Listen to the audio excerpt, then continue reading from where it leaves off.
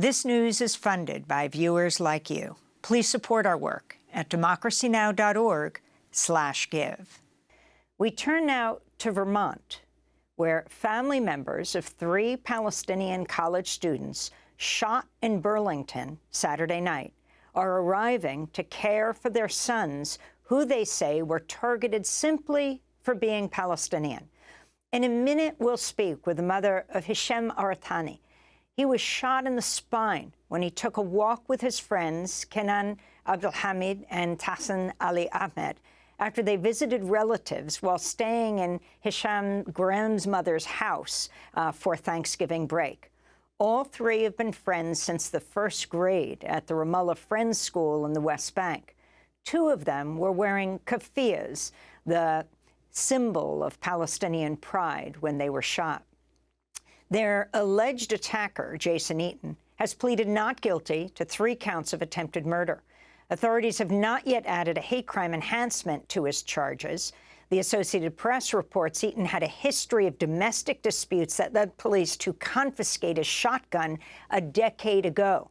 NBC News reported Tuesday that another ex-girlfriend told police in 2019 Eaton had continued calling and texting her and driving by her house after she'd made it clear she didn't want to communicate with him, and she'd considered filing a restraining order. So often, mass shooters have abused women in their past. At a vigil Monday on the campus of Brown University, where Hisham Awartani is a student, Professor Bashar Dumani, the Mahmoud Darwish Professor of Palestinian Studies, read a statement from Hisham. I would like to start out by saying that I greatly appreciate all the love and prayers being sent my way. Who knew that all I had to do to become famous was to get shot? And as much as I appreciate and love every single one of you here today, I am but one casualty in this much wider conflict. Had I been shot in the West Bank, where I grew up, the medical services which saved my life here would likely have been withheld by the Israeli army.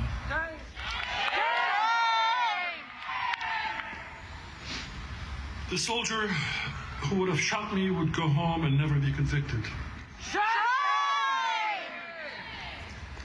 I understand that the pain is so much more real and immediate because many of you know me.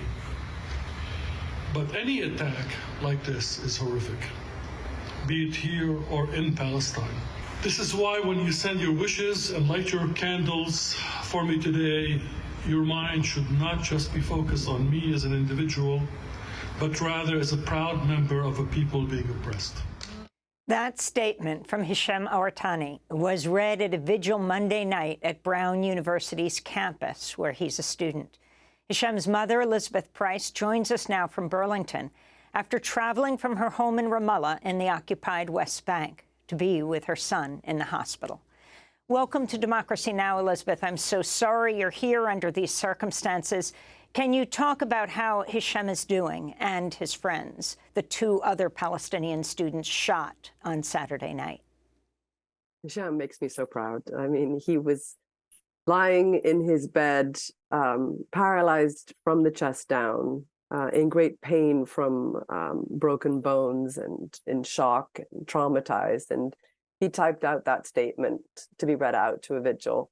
And I was so impressed with his ability to focus on others during that, in this time of his life being devastated.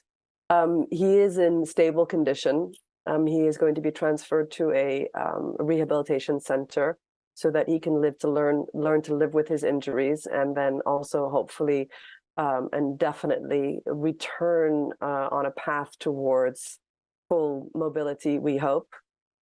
His other friends are also stable. One has been discharged from the hospital, but is severely traumatized. You know, he spent 45 minutes thinking that his friends had been shot dead.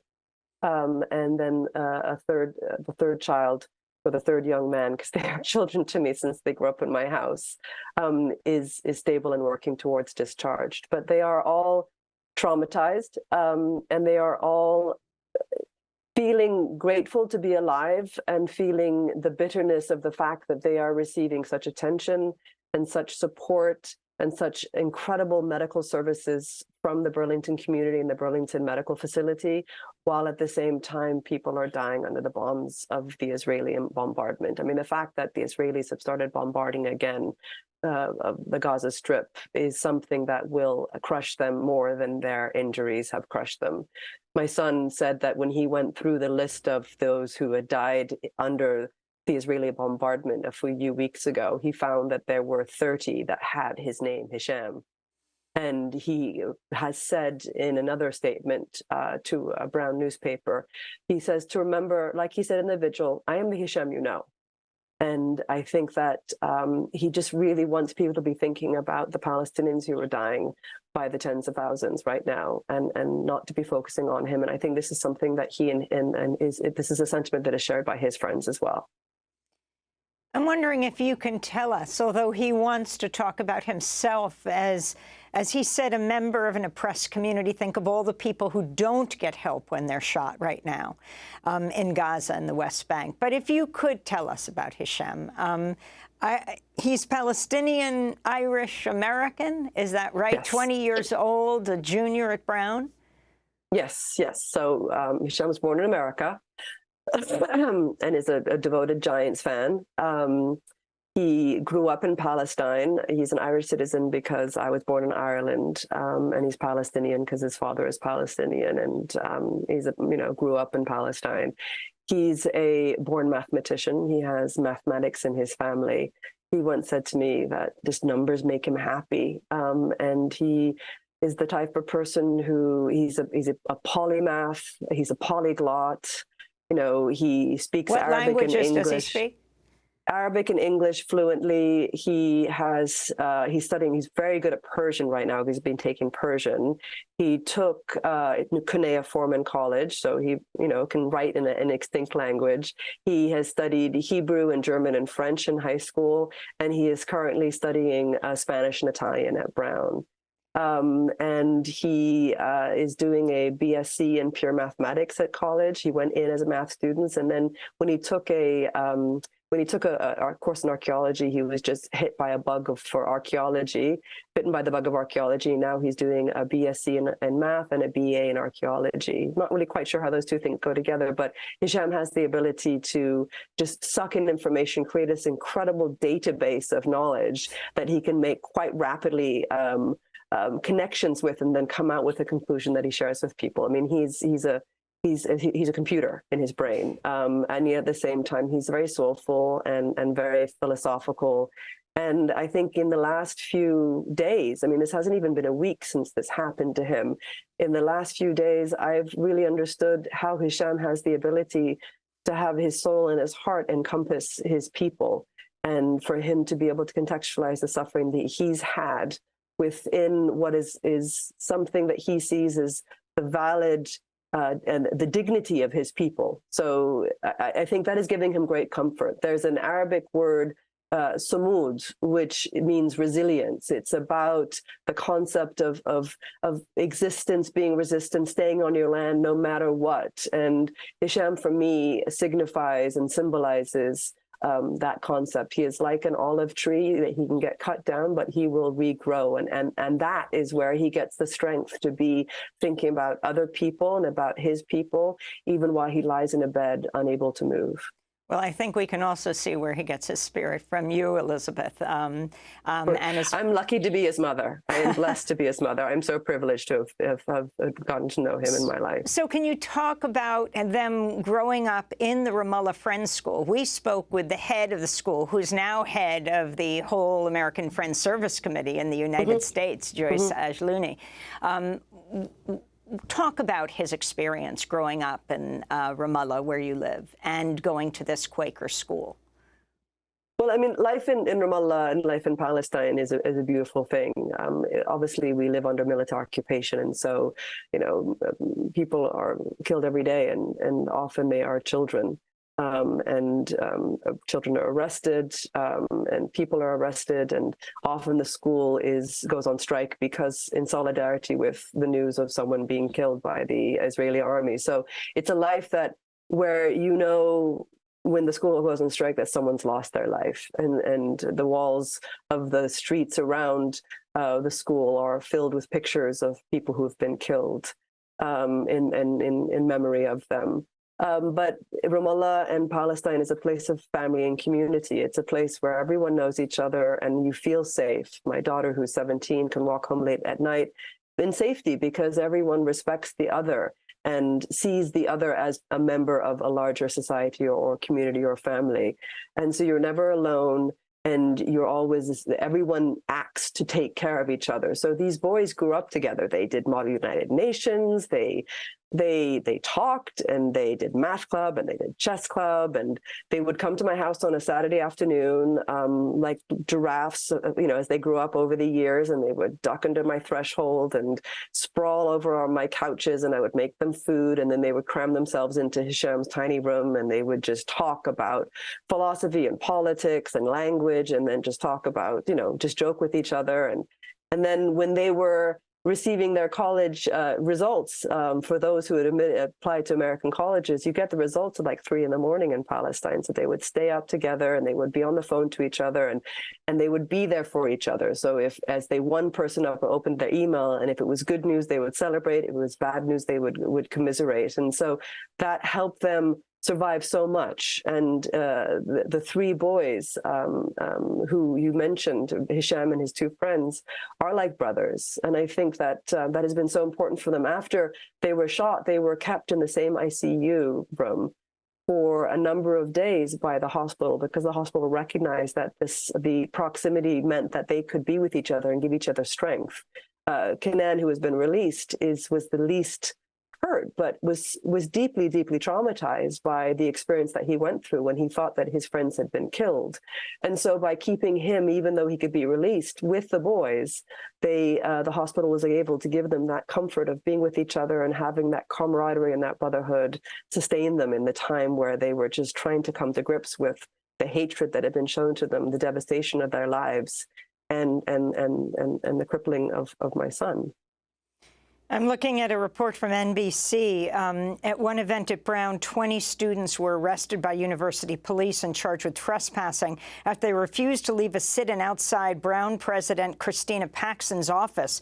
A friend of Hisham's, Daniel Newgarden, said that Hisham had attended a Shabbat dinner with some of the Jewish students who'd been arrested during the sit-in, and that they got together each Friday afterward. And they talked about the alliance between Jews and Palestinians, who they saw increasingly anxious after October 7th. Elizabeth.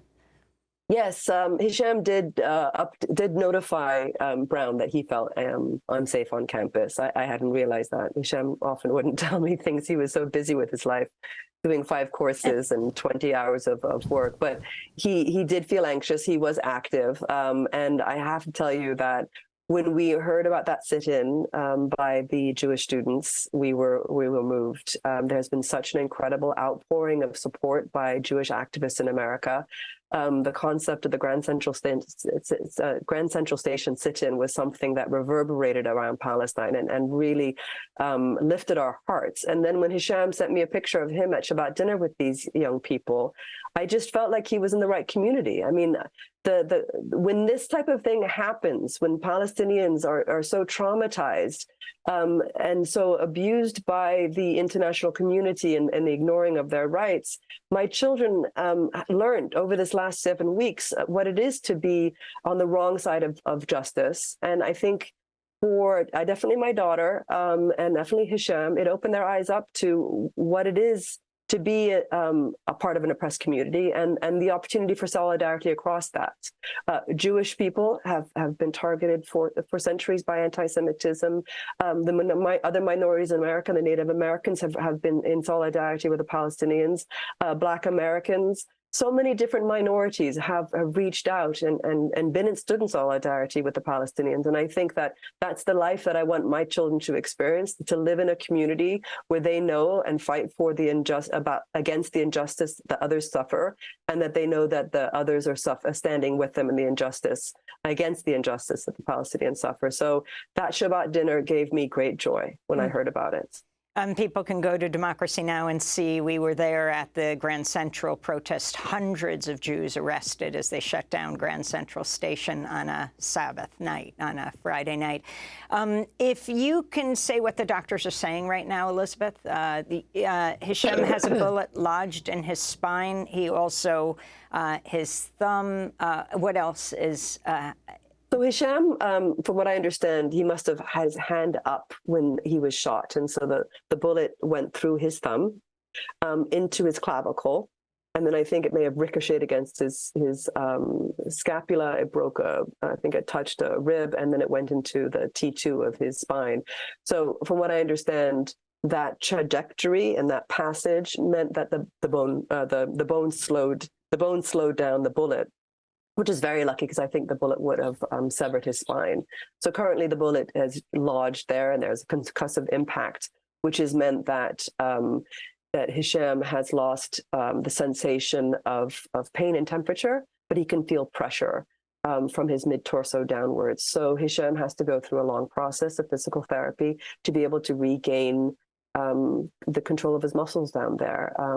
In the short term, I believe that he will be able to learn how to live with that. He'll be given he'll be taught how to live with his disability. And our long-term plan is to support him to be able to regain motion, functional motion in all of his body.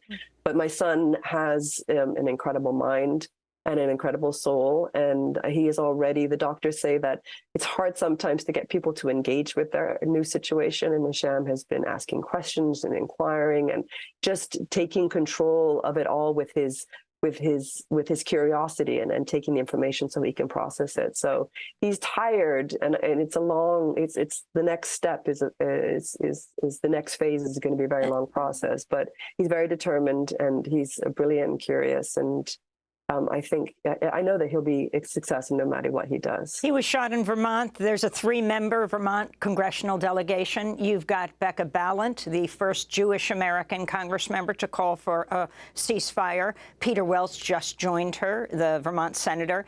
And Vermont Senator Bernie Sanders, while he has not called for a ceasefire, he has called for aid to Israel to be conditioned on what's happening in the West Bank, on what's happening in Gaza.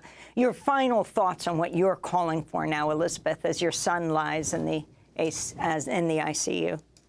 Thank you. I think one of the things that I really want to emphasize is that it would be irresponsible for there to be any discussion of the mental health status of the perpetrator.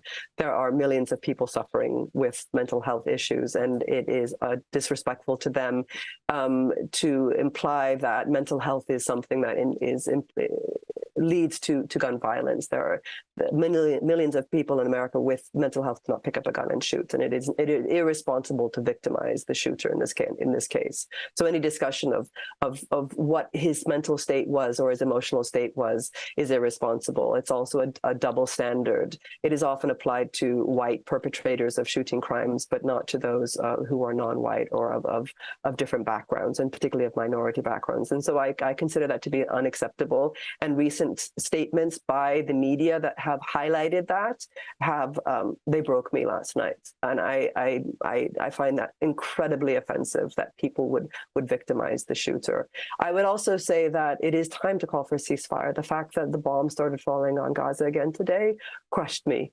I celebrated Becca Balint's stance, and I applaud, and I'm so grateful for Peter Welch's statement of an unconditional ceasefire.